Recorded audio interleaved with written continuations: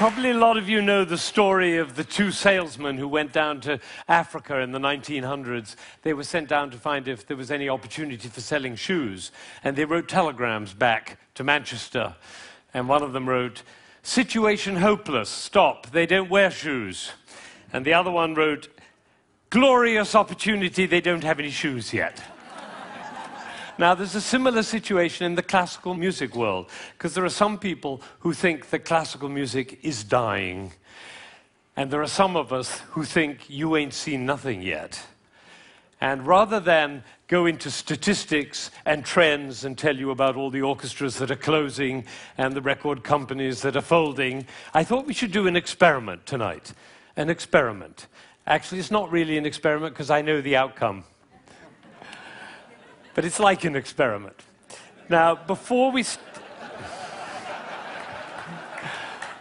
start, I need to do two things. One is I want to remind you of what a 7-year-old child sounds like when he plays the piano. Maybe you have this child at home. He sounds something like this.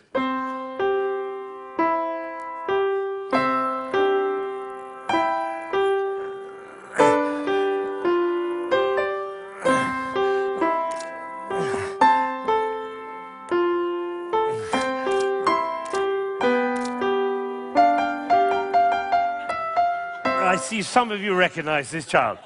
Now, if he practices for a year and takes lessons, he's now 8 and he sounds like this. And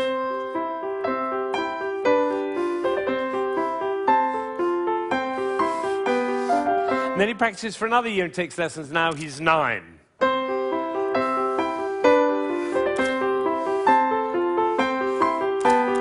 And then he practices for another year and takes lessons, now he's 10.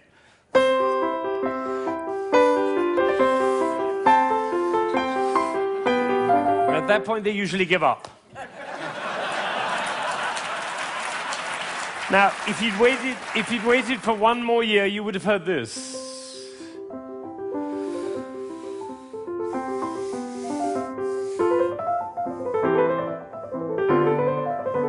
Now, what happened was not maybe what you thought, which was he suddenly became passionate, engaged, involved, got a new teacher, he hit puberty, or whatever it is. What actually happened was the impulses were reduced. You see, the first time he was playing with an impulse on every note.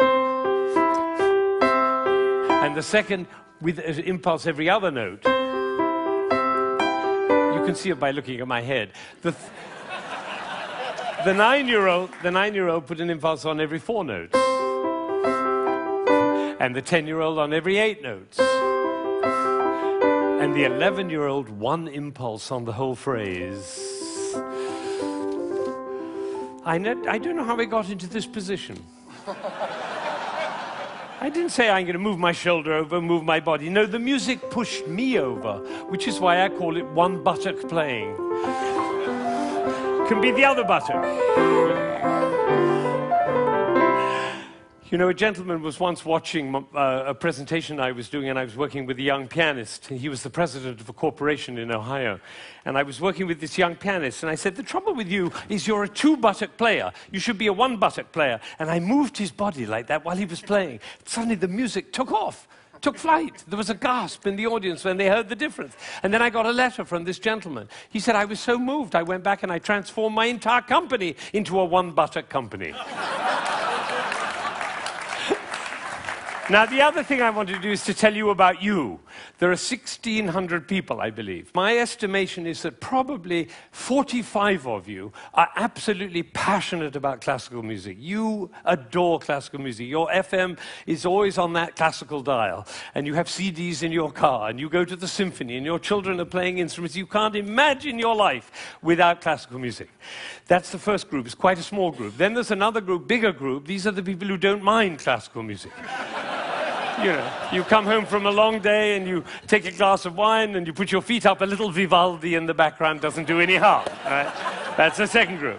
Now comes the third group. These are the people who never listen to classical music. It's just simply not part of your life. You might hear it like secondhand smoke at the airport, but and maybe a little bit of a march from Aida when you come into the hall, but otherwise you never hear it. That's probably the largest group of all. And then there's a very small group. These are the people who think they're tone deaf. amazing number of people think they're tone deaf. Actually, I hear a lot, my husband is tone deaf. Actually, you cannot be tone deaf. Nobody is tone deaf. If you were tone deaf, you couldn't change the gears on your car in a stick-shift car. You couldn't tell the difference between somebody from Texas and somebody from Rome. And the telephone. If your mother calls on their miserable telephone, she calls and says hello. You not only know who it is, you know what mood she's in. Right? You have a fantastic ear. Everybody has a fantastic ear. So nobody is tone deaf. But I tell you what, it doesn't work for me to go on with this thing with such a wide gulf between those who understand, love, and passionate about classical music and those who have no relationship to it at all. The tone-deaf people, they're no longer here. But even between those three categories, it's too wide a gulf. So I'm not going to go on until every single person in this room, downstairs and in Aspen, and everybody else looking, will come to love and understand classical music. So that's what we're going to do. Now, you notice that there is not the slightest doubt in my mind that this is going to work, if you look at my face, right? It's one of the characteristics of a leader that he not doubt for one moment the capacity of the people he's leading to realize whatever he's dreaming. Imagine if Martin Luther King had said, "I have a dream." Of course, I'm not sure they'll be up to it. All right, so I'm going to take a piece of Chopin. This is a beautiful prelude by Chopin. Some of you will know it.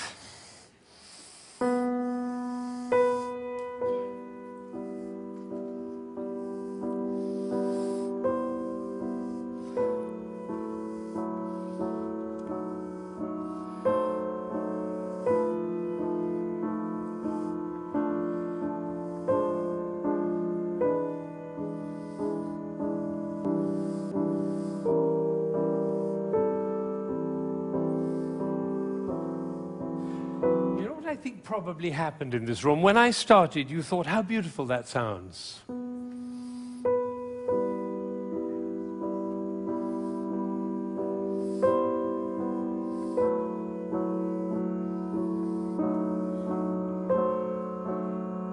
I don't think we should go to the same place for our summer holidays next year.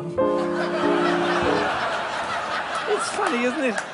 It's funny how those thoughts kind of waft into your head when listening to classical music. And of course, if the piece is long and you've had a long day, you might actually drift off. And then your companion will dig you in the ribs and say, "Wake up, it's culture!" And then you feel even worse. But has it ever occurred to you that the reason you feel sleepy in classical music is not because of you, but because of us? Did anybody think while I was playing, why is he using so many impulses? If I'd done this with my head, you certainly would have thought it.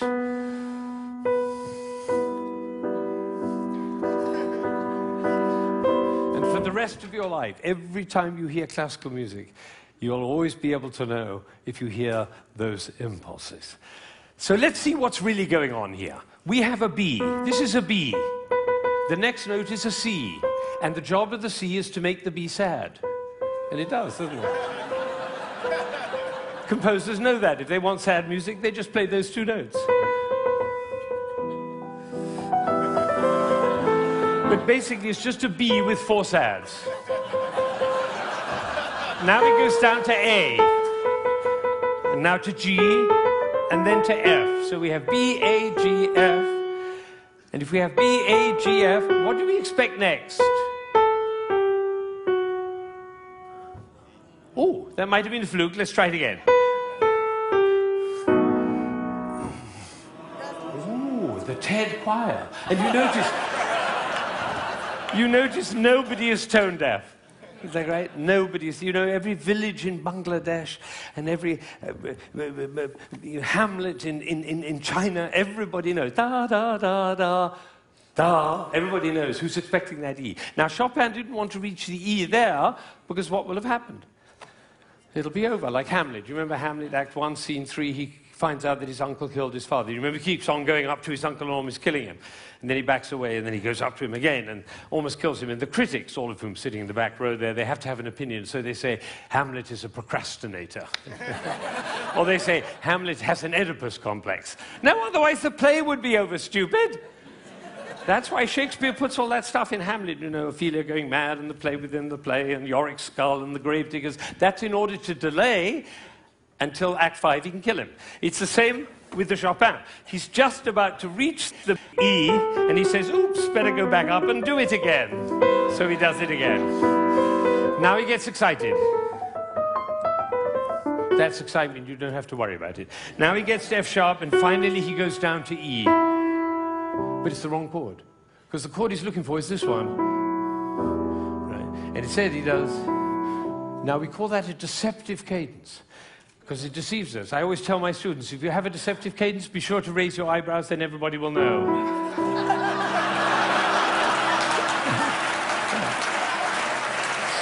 All right. So he gets to E, but it's the wrong chord. Now he tries E again. That chord doesn't work. Now he tries E again. That chord doesn't work. Now he tries E again. That doesn't work. And then finally, there was a gentleman in the front row who went, like that. It's the same gesture he makes when he comes home after a long day, turns off the key in his car and says, I'm home. Because we all know where home is. So this is a piece which goes from away to home.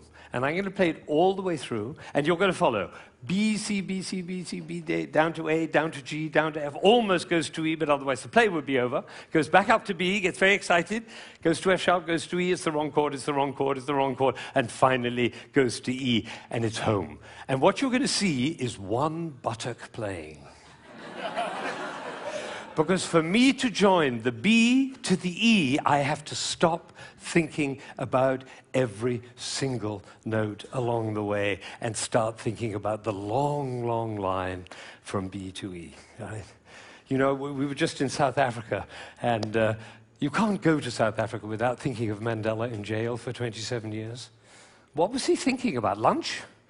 No, he was thinking about the vision for South Africa and for human beings.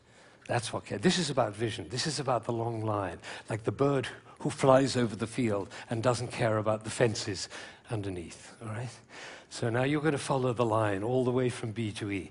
And I have one last request before I play this piece all the way through. Would you think of somebody who you adore who's no longer there? A beloved grandmother, a lover, somebody in your life who you love with all your heart, but that person is no longer with you. Bring that person into your mind, and at the same time, follow the line all the way from B to E, and you'll hear everything that Chopin had to say.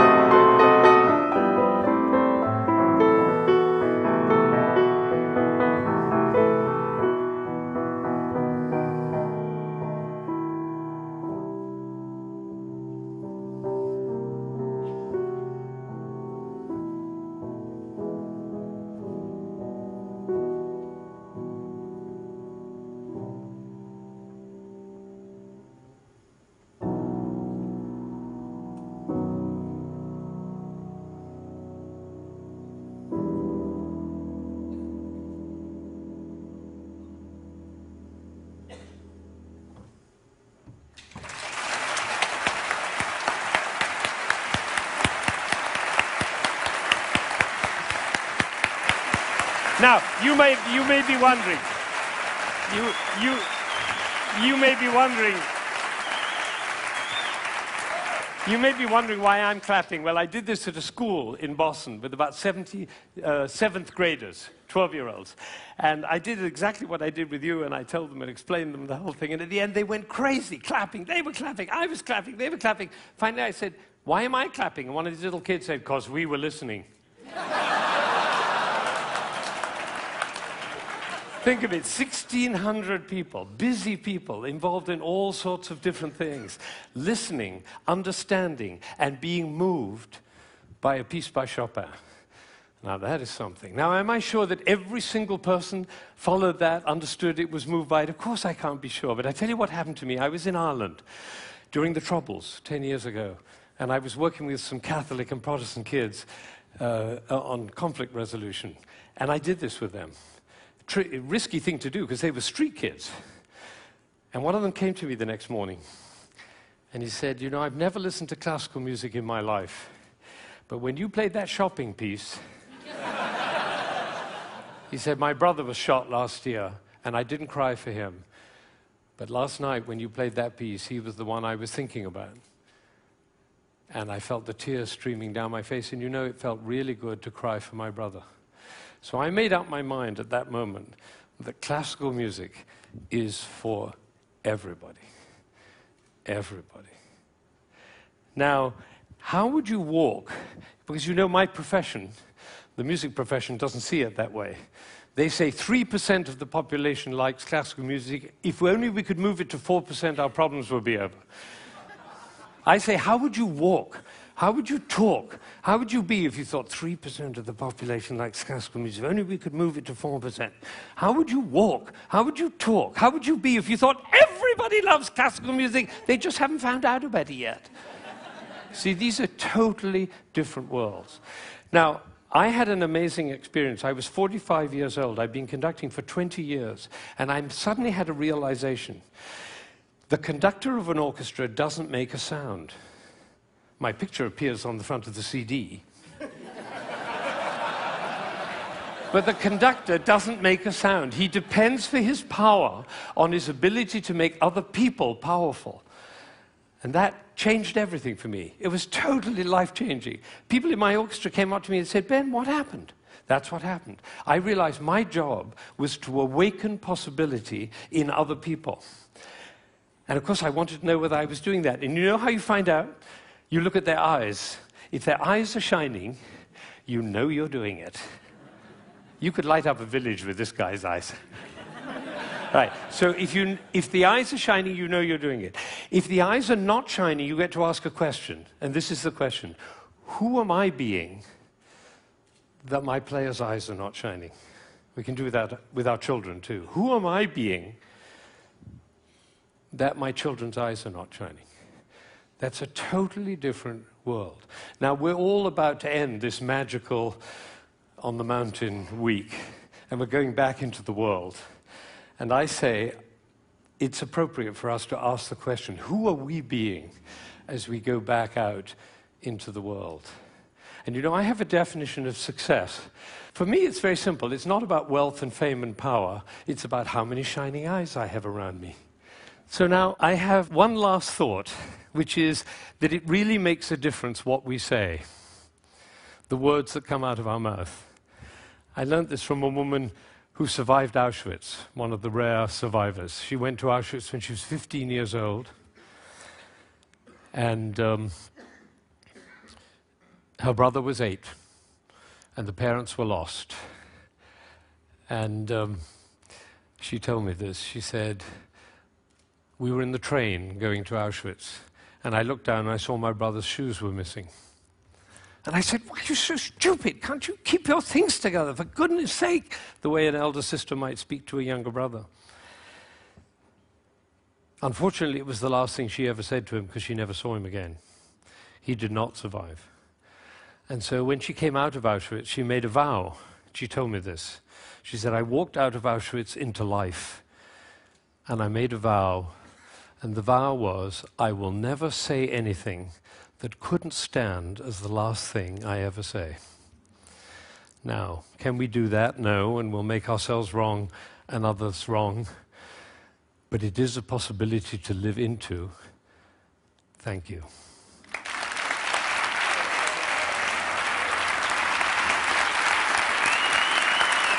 Shining eyes. Shining eyes.